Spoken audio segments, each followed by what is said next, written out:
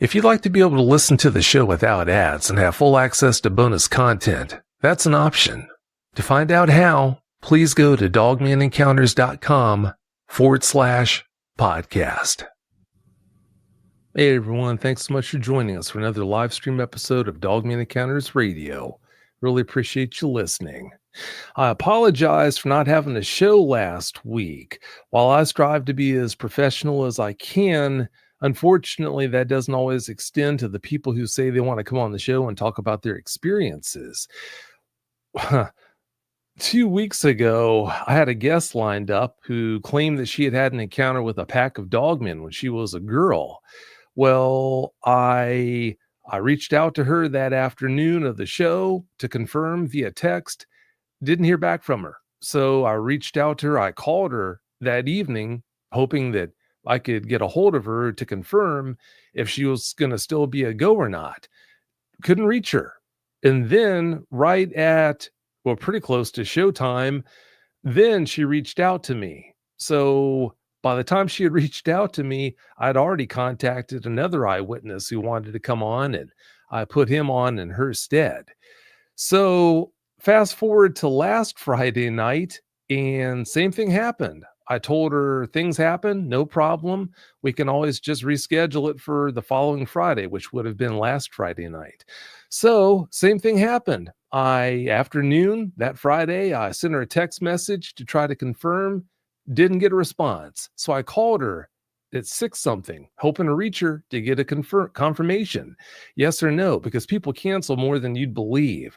Didn't hear anything back from her. So I thought, okay, well, it's been a rough day. So I guess we're just going to consider this one canceled, because I'm not going to put the framework in place for an episode if I don't have any guarantee it's going to happen from the eyewitness, from the potential guest.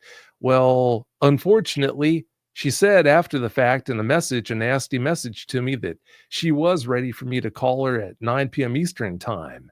But yeah, it just doesn't work that way. Unless a guest can confirm that they're going to be ready to go, that show isn't going to happen. So what I'm getting at here is, like I said, I try to keep things as professional as possible, but sometimes the people that I plan to bring on, they don't try to do the same, unfortunately. All right, now that I'm off my soapbox on that, let's bring tonight's guest on. Tonight's guest wishes to remain anonymous, so with that in mind, I'm just going to call him Johnny. Johnny, welcome to the show. Hey, Vic, how's it going? Thanks for having me. Well, thanks for being here. We appreciate your time. Johnny, please give us a brief bio on yourself. Okay, so I'm retired now. I was in public safety for 30 years. I was a paramedic and worked across the country. And my wife's retired. She's a nurse. That's how we met in Florida. We moved to Tennessee about a year ago, just under a year from New York, where we were to be around her grandkids and her boys and things like that. My family's still in Florida. But I worked for the federal government also for about 13 years for a disaster team, 2 teams actually in Florida, based out of Florida, and retired from healthcare and from the government back in the end of 2020, early 2021. So with that being said, I had messaged you not too long ago about something that I saw, and I just want folks to know that I'm not for fame. Obviously, I'm going anonymous. You can tell by my accent, I am not a native of Tennessee, even though I live here now. So I'm not in this for anything other than just trying to find out more about it, which is what my wife and I have been trying to do, some research of our own, which we've been doing for the last few months. And I just figured, hey, let me reach out and see if anybody else has had something like this in this area, or same experience I have, or whatever. And you got back to me, and here we are. Well, glad to do it. That's what I'm here for. Before we continue, though, Johnny, your computer's doing strange things with the audio. The audio isn't all that good now. Is there any way that you could back out of the studio and then click on that link I sent you with your phone and come in that way? I think All we'll right. have better luck with your phone. All right. Let me try that.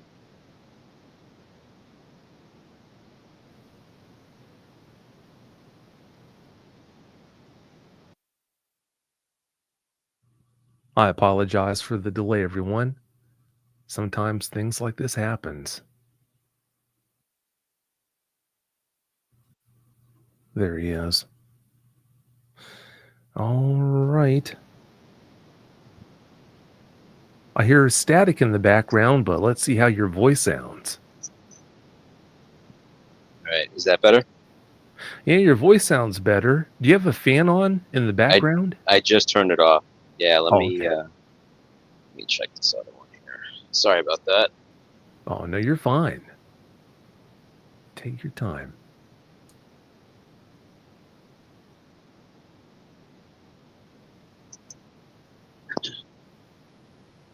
Is that better? The ambient noise sounds just about the same, but that's okay. We'll roll with it. Okay. Moving on, Johnny, you live in Tennessee now, but from what I understand, you had some pretty interesting experiences in North Georgia. Please tell us the story behind that. So, when we were in New York, living in Western New York State, we go down to Florida a couple times a year because my family's down there, my boys and my parents. And we were kind of tired of driving around in a small vehicle, so we went looking around the country for RVs. And so we wound up purchasing an RV, and we were driving actually to go back to New York. And when we were driving, we were looking for a place to pull over because it was late, we were tired. And the first odd thing was we were driving on this really dark road. It was like a 1.5 lane road, North Georgia, not far from the border. And we saw these huge hind legs crossing the road, crossing what you would say is opposite lane of traffic from me driving, walking off the side of the road and up a small hill into the woods. And there was no mistaking, it was a mountain lion. So, make a long story short, not long ago, I contacted a site, and I don't remember which one it was, to let them know that there was a mountain lion sighting. And when we had done some background on Tennessee mountain lion and things like that, basically a lot of the official government word is that they don't exist. They haven't been around for 100 years. My wife's seen panthers down in Florida where she lived for a while before we met. And this was bigger than that, different color as well. So my whole point of that is that I'm kind of hesitant to sound any bells or whistles about seeing certain things because, there's already this tone or this atmosphere out there that, well, you didn't see that. You saw something else. And you know what? I know what I saw. So, and my wife saw it too. So that was one issue. The other thing that happened that night that was strange, that I told you the other day, was while we were driving on that same road, we went past the cemetery. No houses anywhere around there. And we noticed an orb floating over the cemetery off to our right. I don't know, I'd have to say it was probably 50 to 75 feet away, but I thought that was strange. We both noticed it. It wasn't a firework, wasn't a firecracker, wasn't a street light behind trees. I don't know how else to describe that. But anyway, that's something else that happened on the same drive at the same time. So let's fast forward now about 1.5 years to last November, which was not long after I moved here to West Tennessee. As I was driving down to get dinner, because I was remodeling my kitchen and didn't really have a kitchen. I'm driving down the road. It's late. It's dark. It's all farms out here, very rural. and about 2 miles from here, mountain lion crossed right in front of my car. I stopped. I had to stop.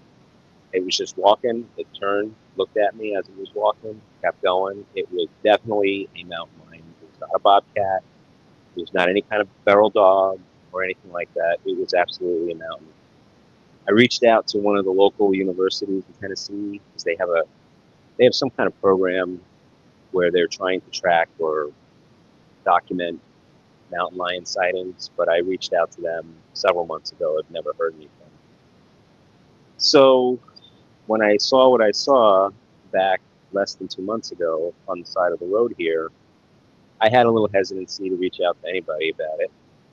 And I didn't really do a lot of background on you back then. I had read a small passage about you and your work, so I decided to send in the information. But I didn't know if you were going to get in touch with me, and I figured, if he does, he does. If he doesn't, he doesn't. It is what it is. I didn't obviously call the authorities or anybody about any of this that I saw, whether it be mountain lions or what I saw over coming home from Missouri that night. So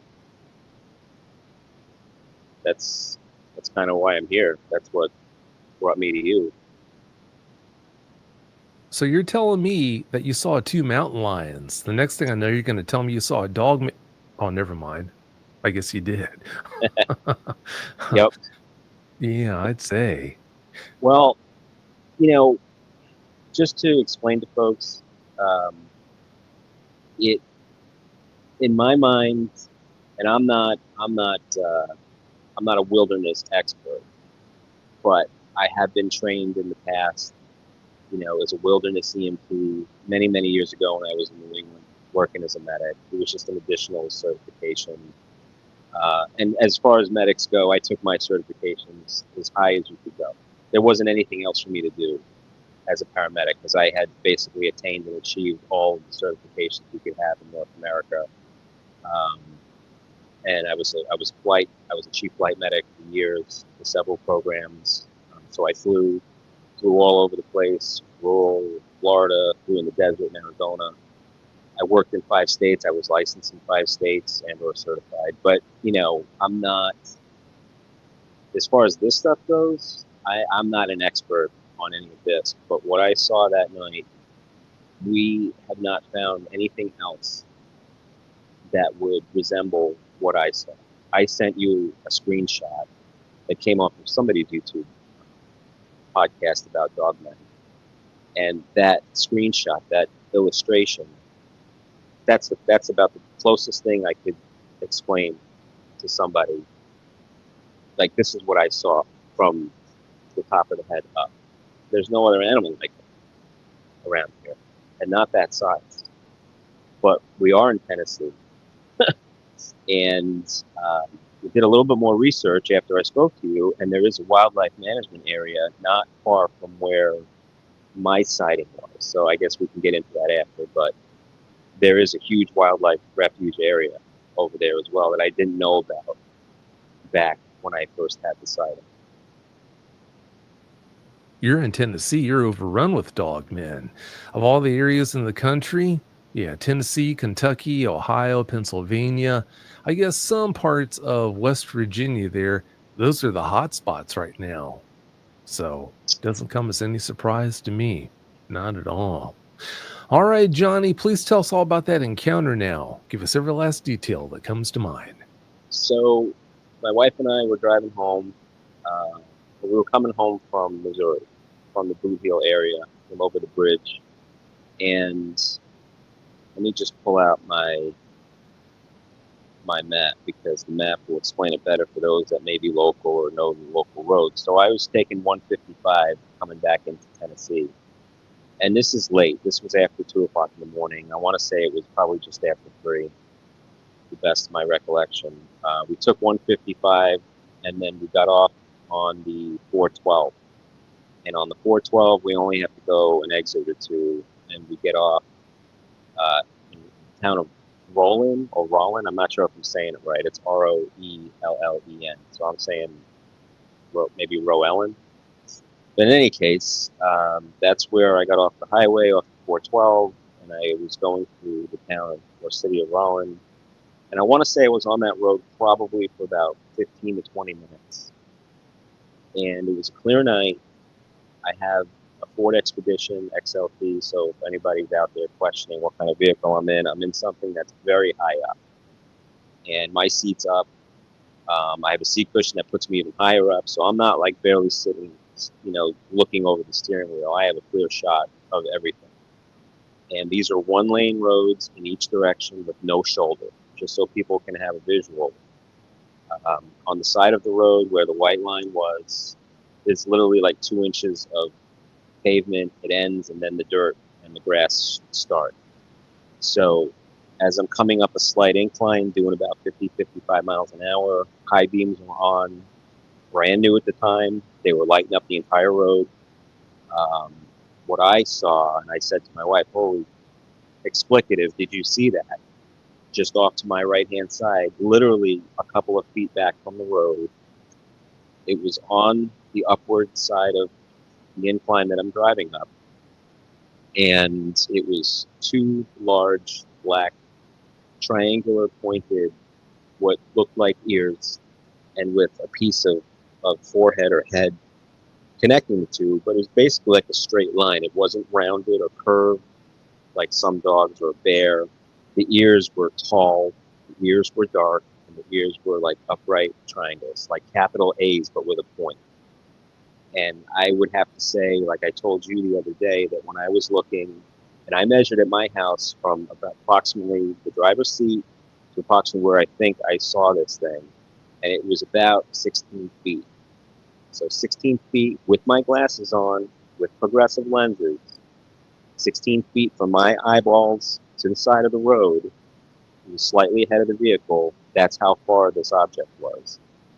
And as I saw those 2 things sticking out from above what was some tall grass, it wasn't like, they weren't corn stalks. It was just tall weeds or grass. I want to say that grass or weed was probably around 3 feet, 3.5 feet tall. If I was walking in it, it would be probably past my waist. And that's where I noticed the ears and what appeared to be a head. That's all I saw. I did not see eyes. I did not see face. Because when I first looked, I saw the ears, I saw the headline, the line between the ears. I want to say that was probably somewhere between 6 and 8 inches, if I had to reckon a guess. And it was moving down below the grass or the weed, the tops of the weeds. And that's the other thing that struck me was just odd, that it moved down in a position where the only thing I could say that would make sense would be a human squatting straight down at the knees below the grass to avoid being seen. That's the only way that movement would have made sense. But with those ears and the way that this went down, and then looking and doing further research and how dogmen are built, how their bodies are, just it seems like if they're real, they could do that kind of squat. They could do that with keeping their focus, what they're looking at straight ahead, bending at the knees, going straight down, and keeping their eyes fixed on an object or a target. That would make sense. Dogs don't really do that. Dogs bend their head forward. Wolves bend their head forward and down. Bears bend their head forward and down. It was an unnatural movement to see that going straight down. And by the time I said it to my wife, like, holy cow, did you see that? We were already basically passing it. There's no way she could have seen it, even if she looked in time, because her window's tinted to the point where all my windows look black except for the windshield. If it was standing behind my truck on these roads, I wouldn't see it because my back window was pre-tinted by the previous owner. It's like limo tint. So I wouldn't even see it if it was standing behind my truck. But out the windshield, that's a different story. We kept driving. I did not stop. I did not tell anybody. I didn't even tell my sons. I didn't tell my parents. I didn't tell anybody on her side of the family. It's just been between myself, her, and now you, Vic. and the audience. So I'm not traumatized by it, and I understand that how you evolved was helping people get through these issues. And I know what PTSD is. I've had it before. I have no symptoms or signs of that at all from this. It's more curiosity. But like I said to you the other day, I'm not about to go out and take a drive to Land by the Lakes at midnight, get out of my truck and start walking around with a flashlight. Like, that's not happening. That's not happening. Even if a group of 20 people, I wouldn't do it. Um, so, yeah, we did not stop. We just kept driving on. We went home. And that's kind of where we started doing some more research about it. And we started getting into other podcasts and videos and people that are blogging and posting stuff. And, some of the stories are embellished, or maybe some of the stories are, just described in a way where it's just a fantastic story. But then there's other stories that are out there that are very subtle. Nothing extraordinary happened, like with my encounter. So I hope the fans aren't disappointed, because that's all I saw. My thing is, and what I asked you the other day is, I understand from what I'm reading in my research, Tennessee appears to be a huge hotbed.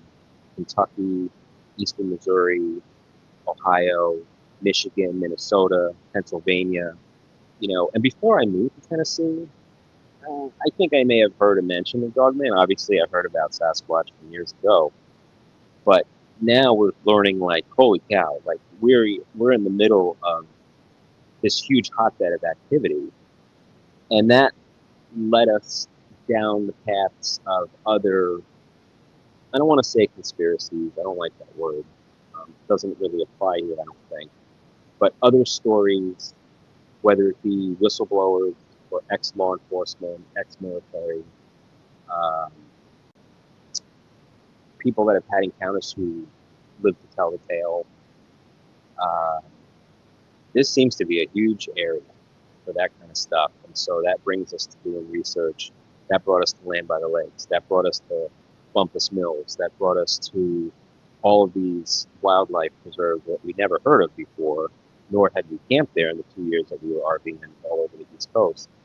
I hadn't heard anything from Georgia to Virginia to Florida about anything about Sasquatch or Dogman. Never came up. But now that I'm here, it's amazing how much activity there's been. That we didn't know about. And I'm sure there's millions of others that don't really know. But once you get into it, it's kind of hard to ignore it. Now, my thing is that people that don't see them, that tend to investigate these stories, or they actually go out in the field, haven't encountered one, but they talk to people that have. The big question a lot of people have is there a den? Are there dens near where these sightings are? I did see one rough heat map of somebody who was tracking sightings from across the country for like the last 30 years. And there seems to be a huge swath in the central part of the country, in this area in particular. And then there's pepperings all over the place. And that's what I asked you last week, with all of your information that people have passed on and encounters, was there a real big activity area south of the Kentucky line?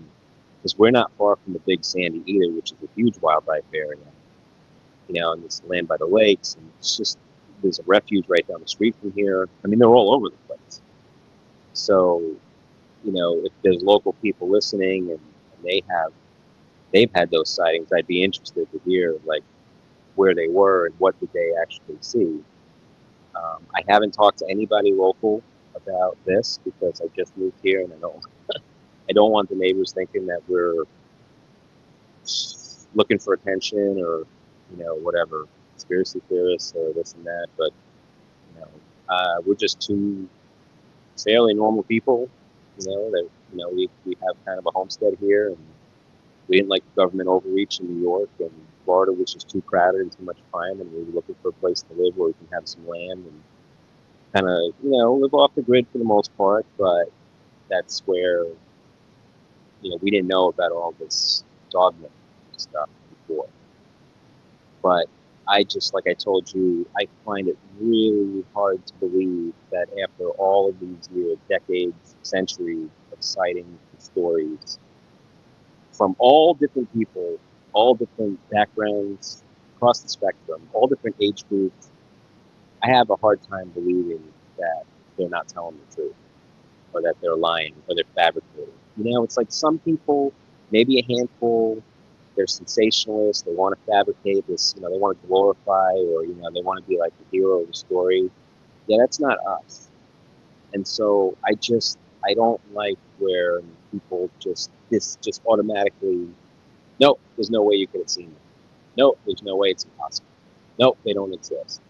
Because that tends to be what you read, what you hear about, is that people are basically pushed aside, brushed aside. Nope, there's no way. You know, I'm just curious. I think they could be around. I don't know how or where or when or what their origins could be. I have suspicions, but I think for us it's more curiosity. Like, are we ever going to run into this thing again? Are we going to see this thing standing out in the middle of the road like every other animal around here that we've avoided from hitting? And we've seen just about every kind of animal you can around here, with the exception of I think the moose and a bear are the only two things we haven't seen here yet. So I'm just curious, you know, as to how many sightings are there really in and around this area of northwestern Tennessee, aside from like the LBL? Because we're in the last third of the state, and we're only a couple counties from Kentucky and California, so we're very rural here. And I don't know. I know like 2 neighbors, so I don't know if there's stories locally of people having these encounters. Because it seems like families around here have had land and homes for the better part of half a century or more. So I would imagine that if these things have been around for a while, that there's probably a lot of families that have had some kind of encounter with these things. That's, you know, like I said, that's pretty much my story. It's not anything gory or bloody, or, you know, if people are disappointed, I apologize. But it's like I said, this is like, I don't have any other way to explain what I saw. And I don't know. That's pretty much it. Well, it's not about coming on with the most fantastical story, the biggest nail biter of a Dogman encounter. All I hear about is the experience true? If it actually happened, which I definitely believe that yours did, that's all I care about. And if someone listening to the show has a problem with any of the people coming on talking about their encounters because their encounter is not a true nail biter, then that's on them. That's not what the show's all about. The show's about the truth.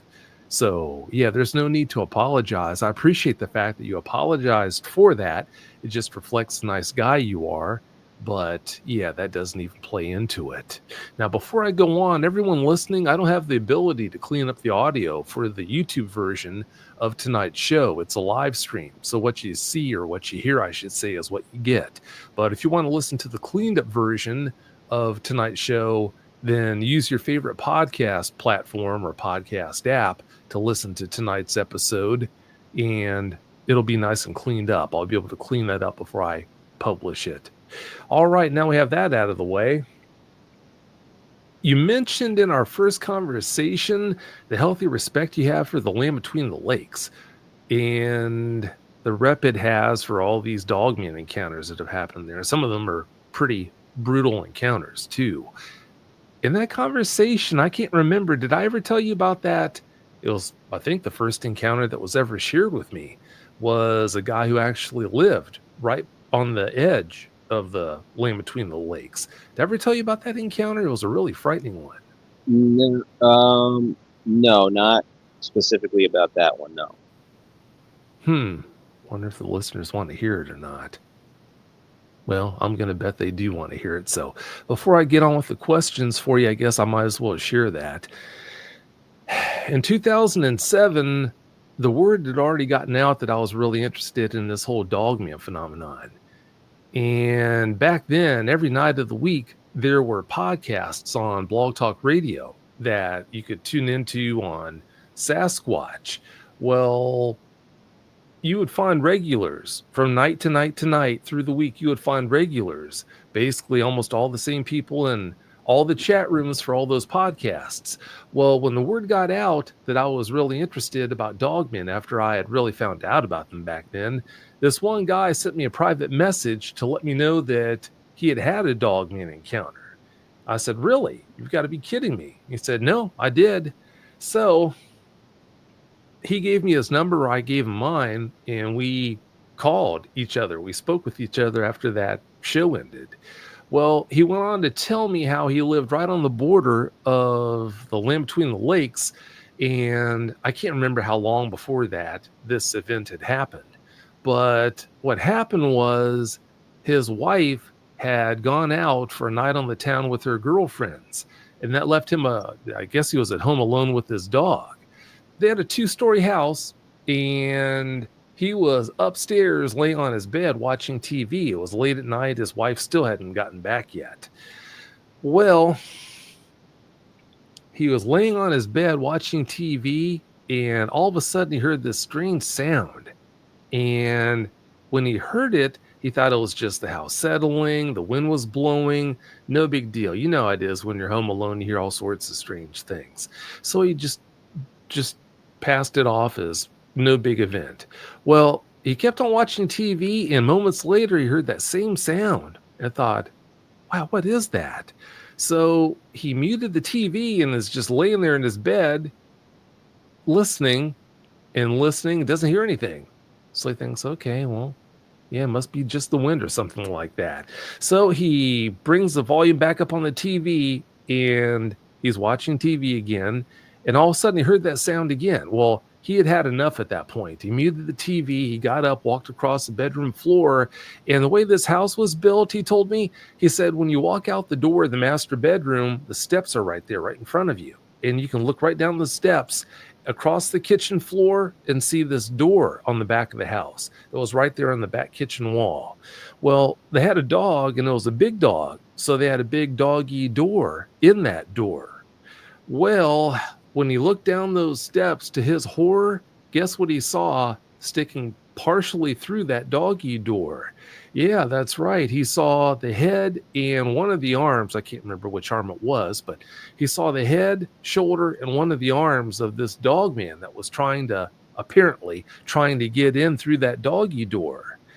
So yeah, needless to say, he just about had a come apart. I can't remember what he said he did after that. It's been too long. It's been over. Wow. Yeah, it's been close to 20 years since I spoke with him about that. But anyway, like I said, I can't remember what he did when he saw that. But yeah, he just about had a come apart when he saw it. Now, the big question obviously is, why was the dogman doing that? What if the dogman would have gained entry into the home while he's up there laying on his bed watching TV? And even worse, what if he's laying up in bed watching TV, it gains entry to his home, and he's none the wiser? It actually makes it into the home undetected. He's watching TV upstairs. His TV is the only source of noise in the home, so it's naturally going to know he's up there. So yeah, it really makes you wonder what was really on its mind, what was motivating it.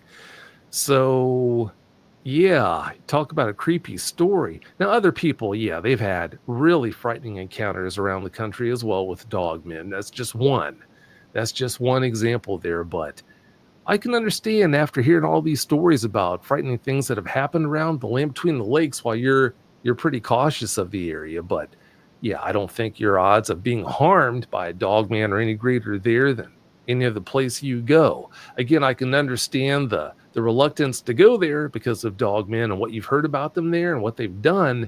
But like I said, I don't think you're any more likely to be harmed there than any other place. So one day, if you do decide to visit the park, if nothing more than to just drive around and sightsee, maybe check out the bison area. Yeah. I hope you do that sometime, but only if you are ready to do that. Right. Well, I think it's funny that you talked about this gentleman with the story where he's up in his bed and this and that.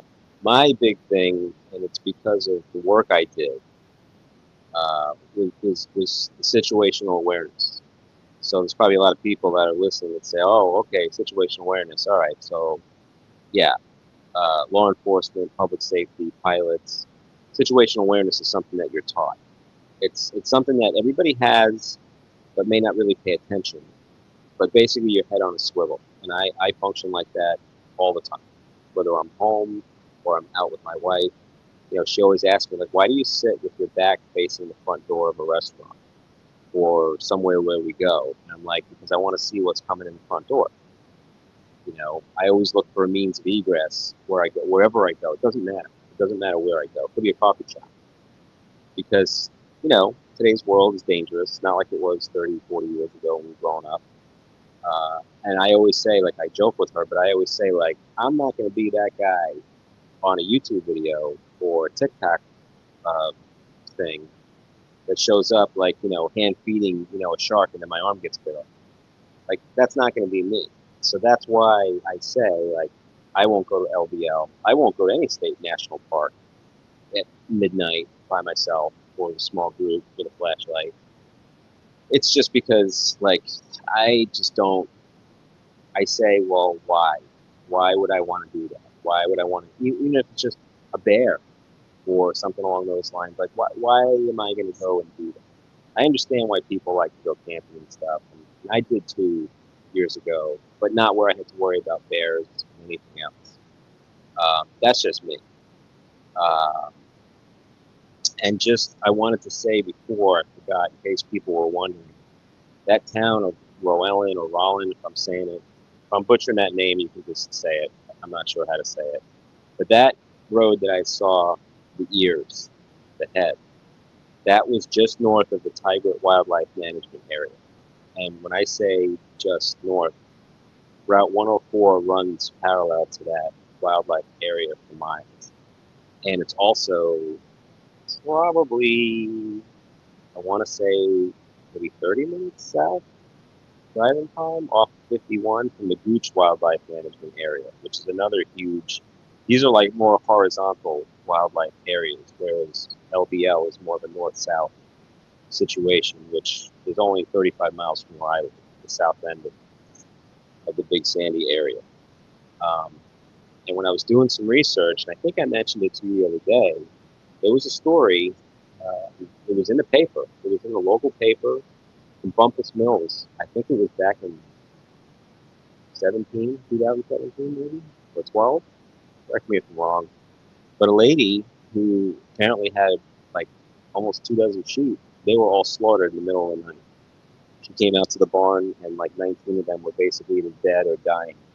I think she lost all of them. And law enforcement showed up.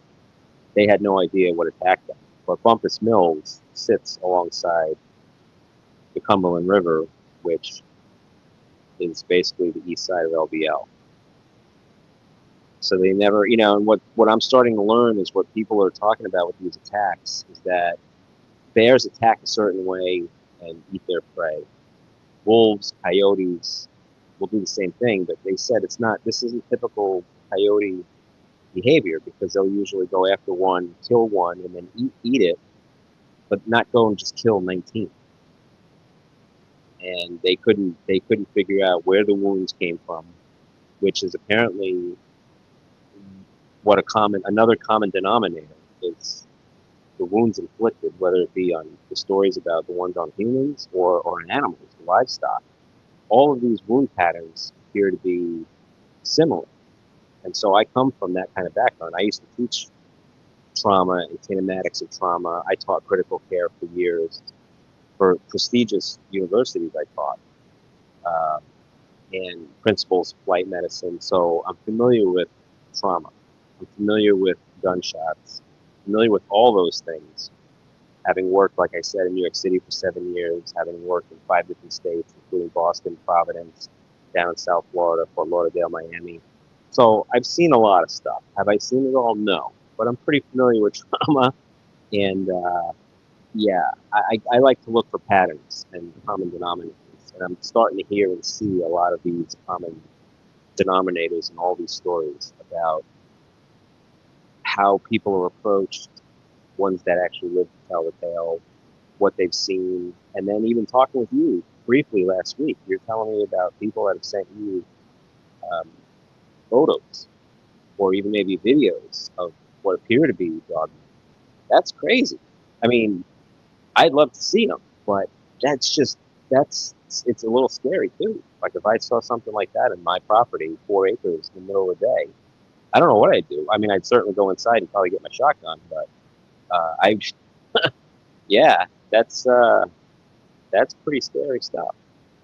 So, um, my other thing is another common denominator of all of these researchers that are out there, and a lot of these people that are putting their videos on YouTube, they're actually going out into the LBL at night, all different seasons. They're going out there, they're walking around the woods, and they they're recording things, noises, sounds that just don't seem familiar. They don't sound natural.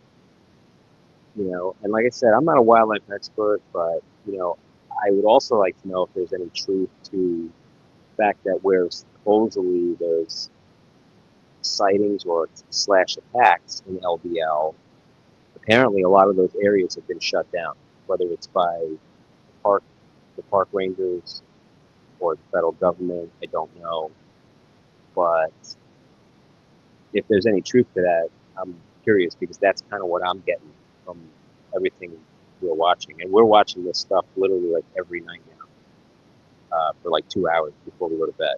We're watching all of these stories and not just from here.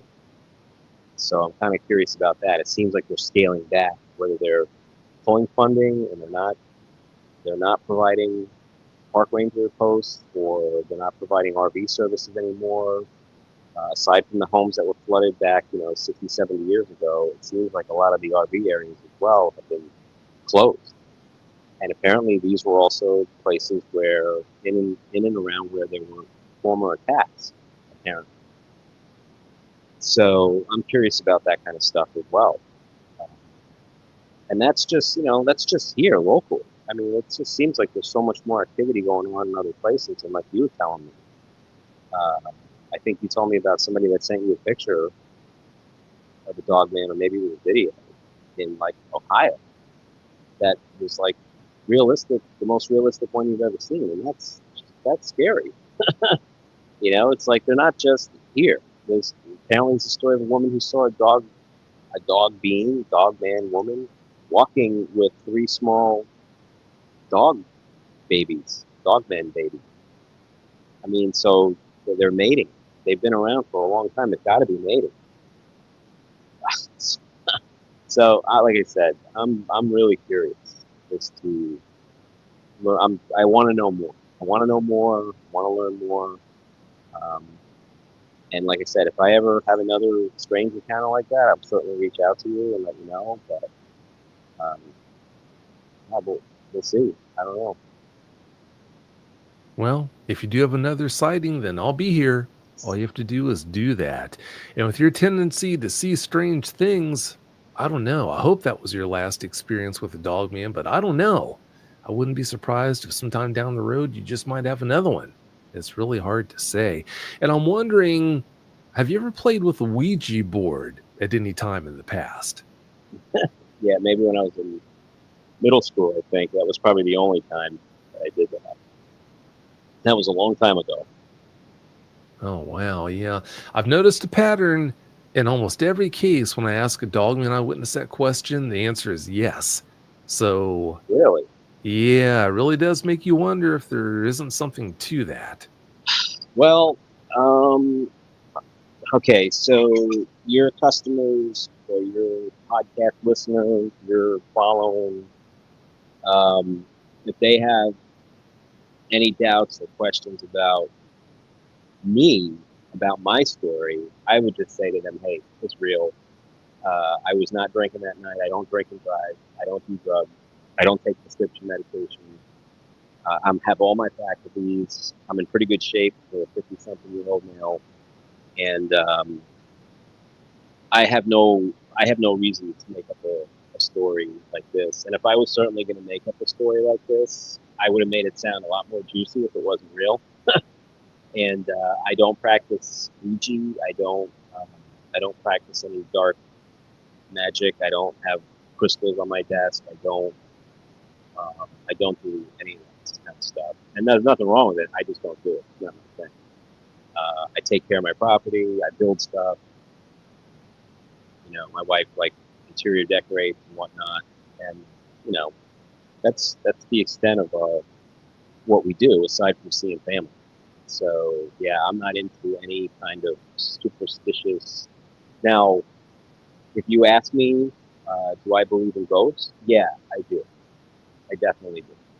I had an encounter with something like that many, many, many, many, many years ago when I was a little kid, and I don't remember all the details. I just remember seeing something a long time ago. Um, but I do believe in an afterlife. I do believe in ghosts. I do believe in specters. I do believe that places are haunted. Um, so yeah, I do believe in that. I know there's a lot of frauds and phonies out there that probably try to pass off videos and stuff. I don't have videos and pictures and stuff like that, but I do believe in a lot of the stuff that people do tend to send in to people to show.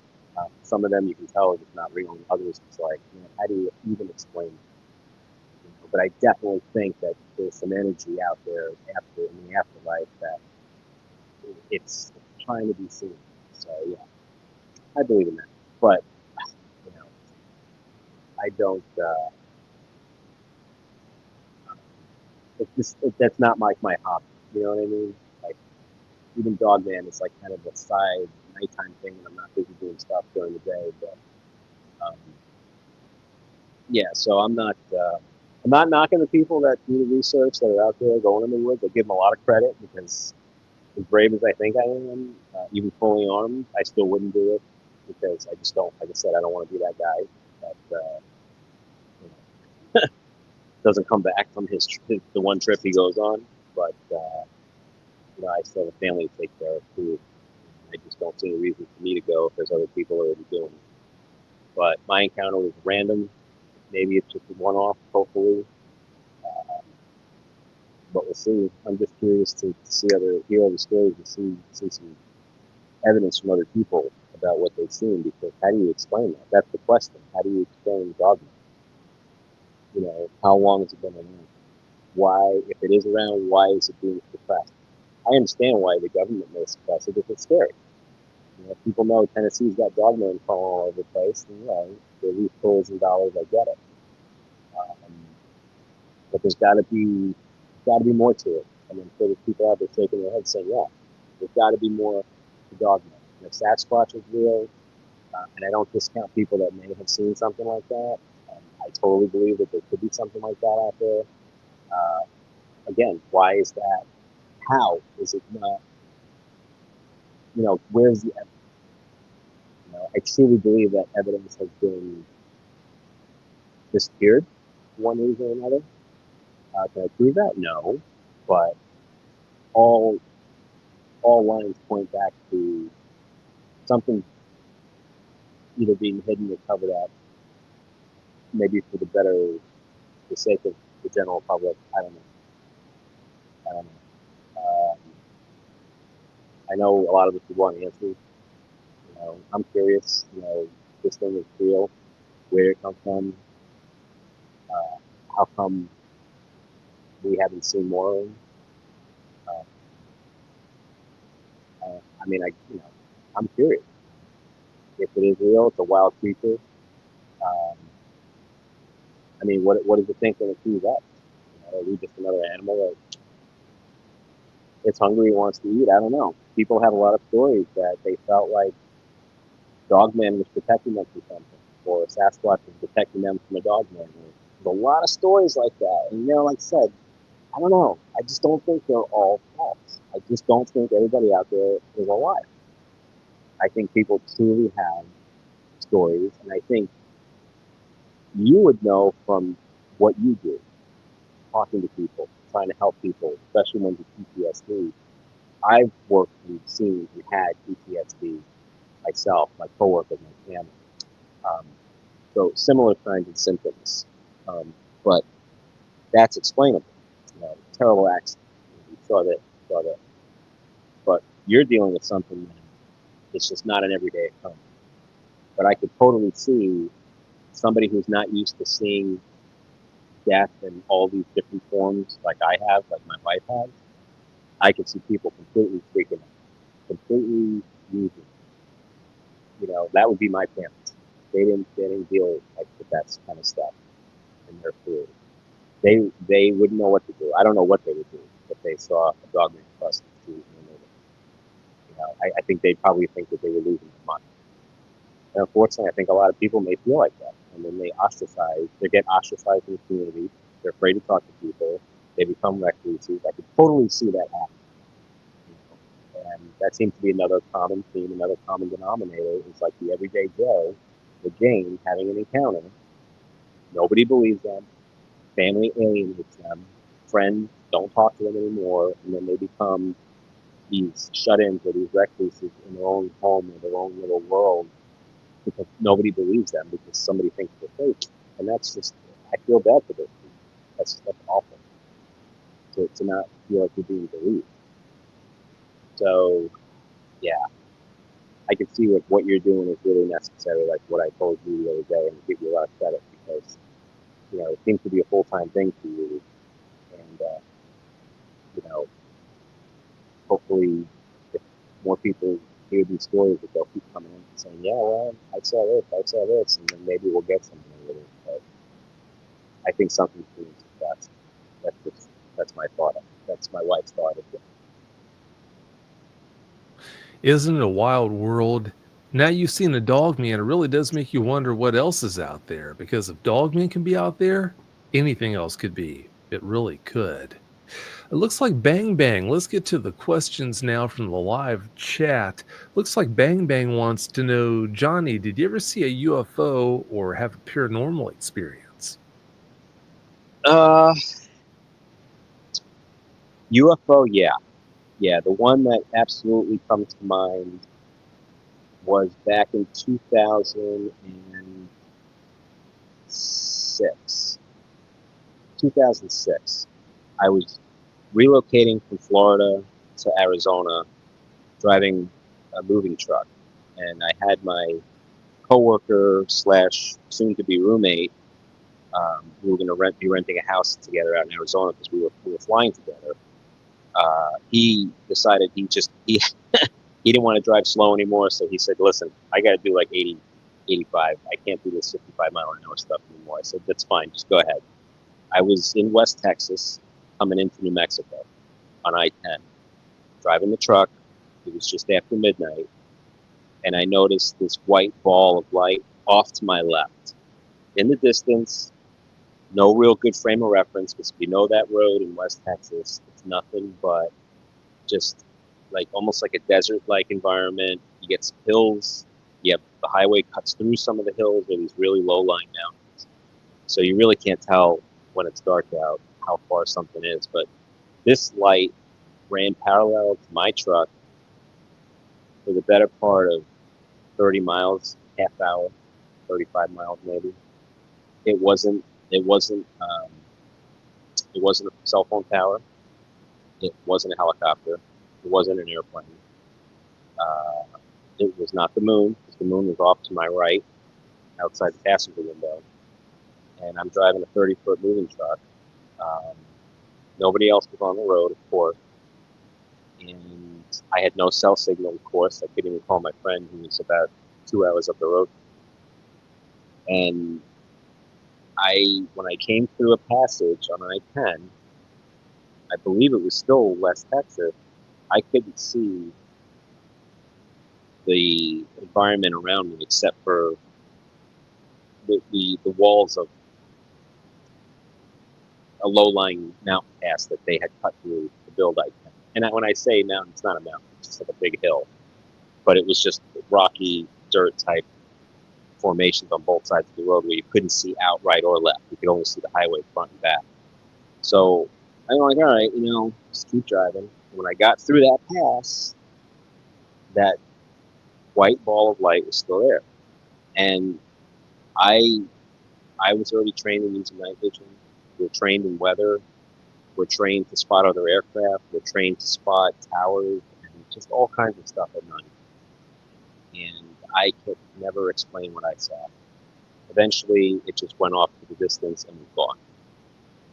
That was my one encounter that I could really remember that was any kind of UFO. It was not a star because it disappeared. And it was too big to be a star anymore. It was the size of,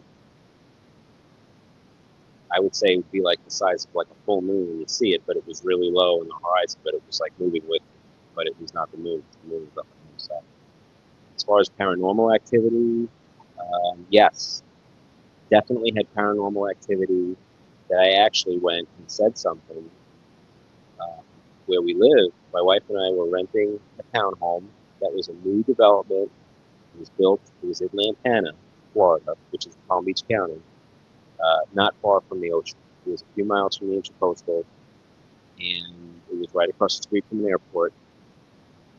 And we moved into this townhome, and there was there was like 3 or 4 attached. We were kind of in the middle. So there's only windows in the front, windows in the back. My 2 sons at the time, when they were teens, they were living with us. And let me tell you, man, there was some funky stuff going on in that townhome. We still talk about it to this day. And that was the one time I thought I had an encounter with a succubus. I could have sworn that I was awake, but I wasn't. I felt like something was hovering over me with its hands on my chest. I felt like I couldn't breathe in what appeared to be a dream. And my wife said that I was screaming when I woke up. And when I woke up, I thought I had woken up once, but I was still in the dream apparently. And then I woke up again, and I actually woke up for real. I still remember the dream. I still remember where I was. I still remember what that bedroom looked like, because that was the scariest thing that I've ever had happen. But there was lots of weird stuff that went on in that 2-story town. Beside noises, the dog we had at the time would freak out because we would close our French doors to the bedroom. The kids had rooms down the hall, in the laundry room, and the bathroom, in the hallway. And then there was a long, dark staircase going downstairs, and it was always dark in this apartment even during the day. And the noises we would all hear, everybody stayed in their own rooms at night and closed the door. That's how freaky it was. It wasn't the neighbors. We knew when they were home. And then the weirdest thing that happened to us was in our master bedroom closet, there was a steel trap door in the ceiling, and that led to the crawl space. So if the service guys would come in, that's where they would go up.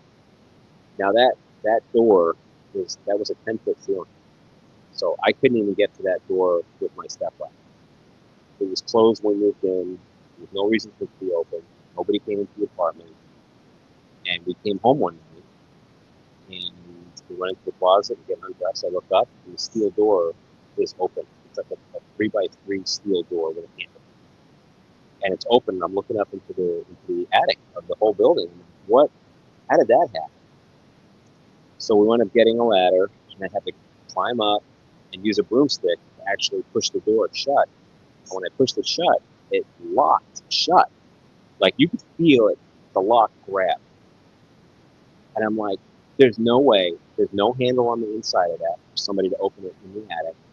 That would have to be opened from the closet. How did that?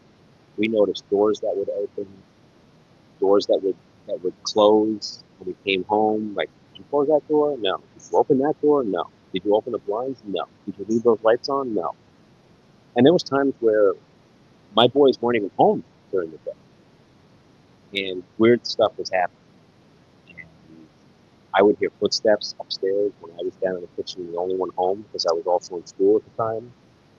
And I went to the manager's office, and I was really hesitant to tell the woman who was the manager of the homeowner's office. I said, look, have you ever gotten complaints about this unit where I live? Because I'm just curious. I was trying to feel her out. And she said, no, not that I can think of. And I said, oh, okay. I just wanted to know. And she's like, why? And I said, don't really want to say, but I wound up telling him what happened. And when we did some research on the property, we come to find out that it was part of an Indian territory many years ago, probably like a century or so ago. So who knows what happened on that land? But that that whole experience was totally. We actually had to move. It got so weird. Uh, we just didn't feel safe. The dog was losing his mind every night. The dog totally, his whole personality changed being in that unit. And I totally believe that there was something going on in there.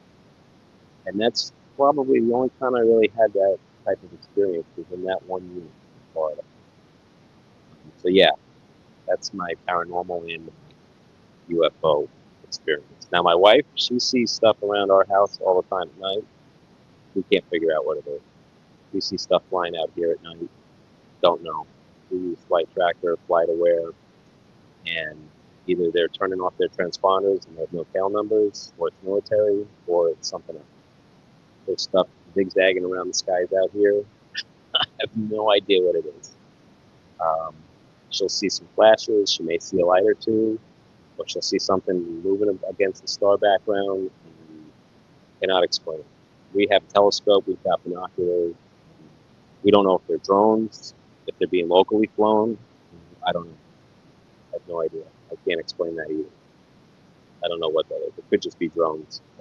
It's not small planes and it's not helicopters. I don't know what it is. Holy cow, John. If you have to lock yourself away inside your bedroom at night because the house is too freaky to dare set foot outside of your bedroom, yeah, that's definitely a Century 21 moment in the Yeah. making right there. That's not good at all. Mm-hmm. It really isn't. And I see a comment by Vicky in the live chat. She says, wish I could hear this. So much white noise.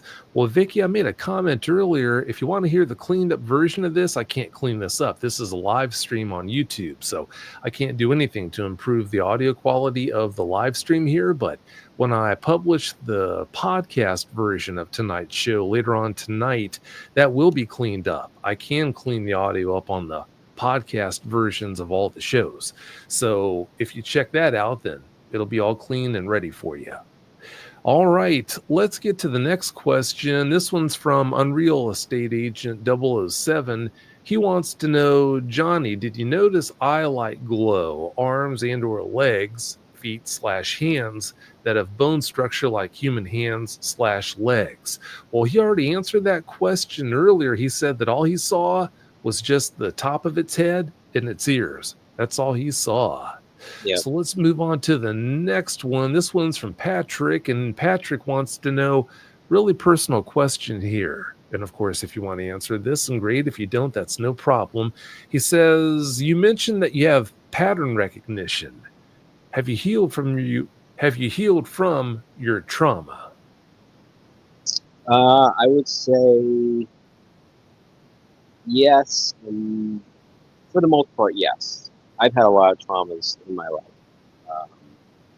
and some of it was just personal, not of my doing, and then there was just other experiences, 9/11 being one of them, like I told you the other day about that. That was just more, I think, survivor guilt, which is a common PTSD subset, if you will. I had that for years. But working in the field got me through that, talking to people primarily in my field, what helped. Talking to family doesn't help. From my view, my opinion, you could talk to family all day long. They don't know anything about what you're doing, public safety and the things you do. They may not be the best people to talk to, because those are the people that may be like, oh, I can't hear it. I can't listen to that. It's too gory. Or they just don't believe you, or they just don't want to hear it in general because they don't know what to say. And that's really not a good response to hear when you really need to reach out to someone. So usually for me, it was always talking to people that had more experience or similar experience that would help me get through it. When I got enough time on the job, years on, I was able to mentor people where they were having a hard time, and I'd say, okay, so here's kind of what you're going to start going through over the next few weeks, month. And then that actually helps you heal to your past traumas, helping somebody else get over their new trauma. And that's kind of how I look at things, even from a teaching perspective. That always helped. But yeah, I'm pretty much over that. This incident here, I don't have trauma from it. I don't have nightmares from it. My wife doesn't. We're just more curious than anything else. You know, if I saw one in public, like I said, I would call Vic up and tell him. But I'm not about to go looking for them. You know, so. Yeah, can't say I blame you at all. I don't blame you at all. I wish less people would go out and look for them. I really do. I've got another question for you. It's a good one from Bang Bang. She wants to know, Johnny, were you near a parallel during the time of your experience? A parallel? Could you explain more what you mean by parallel? Well, you know, there are longitude lines and latitude lines, like the 44th parallel. That's what she was asking about, because it seems like strange phenomena, there's like a pattern of strange phenomena happening close to parallels like that. Well, to be honest, I'm not really sure. I'd have to actually do some research and figure out where I am in regards to all that. I'd have to figure out where I was in regards to all that in Florida as well, because we're probably we're a good bit north of where I was in Florida. If I had to drive straight out of Florida and then get even to get here, like through Nashville, I would have to drive about 600 miles. So they're definitely not the same parallel. I'd have to do some research and look it up. I honestly don't know. I do not know. I just know that where I was physically is right in the middle of wildlife preserves, rural county, rural area, just rural state in general. And overall, from where we were at that time, probably less than 2 hours to LBL and the Big Sandy. Yeah, the perfect dogman habitat. I'm going to ask one more question, and this one is from Steve Stepanek. And in a roundabout way, you already answered this one. Steve wants to know, Johnny, do you have both Dogmen and Bigfoot on your property? Well, Steve, his encounter happened away from home. It didn't happen where he lives. He's never seen a Sasquatch or a Dogman on his property or immediately around his property, so he really wouldn't know, but I'm sure they probably are in the area. He lives out a good distance, so I wouldn't be surprised if at least at some point he does have those guys around. Yeah, I was probably 60 to 70 miles from my house when I saw the top of that head. That was a couple of counties away from where they were. That was west of where I am. And from where I live to the LBL and the Big Sandy is like 30, I think it's 35 miles roughly to the south end of that. So I'm like, it was in between. I was actually just east of Dyersburg, if anybody's out there from Tennessee familiar. So in that area of Tennessee, I'm close to the Arkansas border. I'm close to the Missouri border. I'm close to the Kentucky border. It's all right up in that northwestern area of Tennessee. All the states over there converge like less than an hour from me. So the Mississippi River is the dividing line over there, so we weren't that far from there either. Yeah, you must have been close then. Yep. I'd say. Well, before we get out of here, do you have any closing comments you'd like to put out there for us? No, I don't think so. You know, if somebody's had experiences or encounters in that vicinity, then I'd love for them to reach out to you if they haven't already, and then maybe you can let me know. If they want to stay anonymous, that's fine. I'm not looking to actually talk to them for the most part. I'm just curious if you say, oh, I had 6 callers call in and say, yeah, we've all had sightings here in the last year. I'd be curious about that. You know, so if somebody has an experience that's local to this part of the state, I'm curious to hear what they have to say. Oh, I'd be surprised if you didn't have people who've had sightings in your immediate area, right there where you live, but you don't know it because they haven't told you. And that's understandable because in most cases, they realize it's not going to be received well if they do just put it out there for a stranger. But yeah, that's how it goes with these dogmen, unfortunately. But having said that, thanks again so much for coming on and sharing the details of that encounter and these other experiences with us. I really appreciate it. No problem. Thanks for having me. Thank you for your time. Oh, you're welcome. Yeah, glad to do it. Well, having said that, yeah, take care. And if anything else does happen in the future, like I told you, I'll be there for you. All right. Thank you. Appreciate it. You're welcome. We'll see ya.